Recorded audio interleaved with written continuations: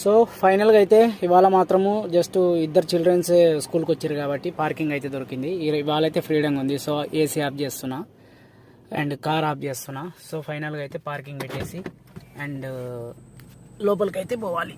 So మా sir వాళ్ళు చిన్న పిల్లోని రిసీవ్ చేసుకోవడానికి అయితే వచ్చాను. సో ఫస్ట్ అయితే ఆడ వెయిటింగ్ రూమ్ ఉంటుంది. సో వెయిటింగ్ రూమ్ దగ్గరికి పోయి రిసీవ్ చేసుకోవాలి ఫస్ట్. ఈరోజు అయితే ఫ్రీడమ్ ఉన్నది మొత్తానికి.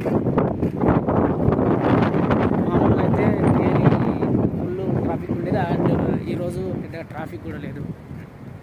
సో స్కూల్ దగ్గరికి పోయి లోపల వెయిటింగ్ చేయాలి. ఇంకా 20 minutes టైం ఉన్నది.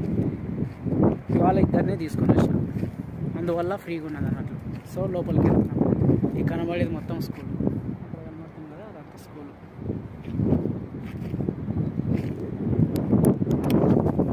స్కూల్ లోపలికి ఎంట్రీ అవ్వగానే స్టార్టింగ్లోనే రాజుల ఫోటోలు అయితే ఉన్నాయి. ఈ దేశం కోసం పోరాడి స్వాతంత్రం తెచ్చిన అమరవీరుల రాజులు అన్నట్టు వీళ్ళు. సో ఈ పక్క కనబడేది వాళ్ళు ఈ స్కూల్ దగ్గర సెక్యూరిటీస్ అండ్ ఇదంతా స్కూల్ లోపల వ్యూ అన్నట్లు.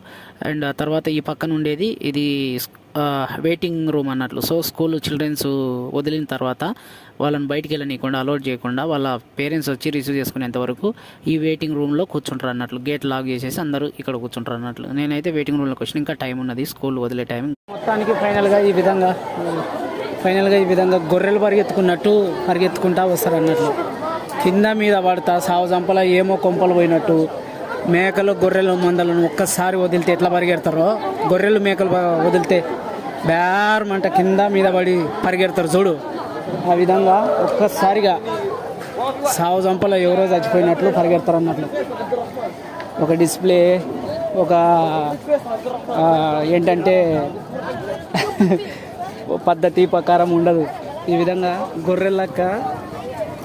గొర్రెలను మేకలను వదిలితే ఎట్లా.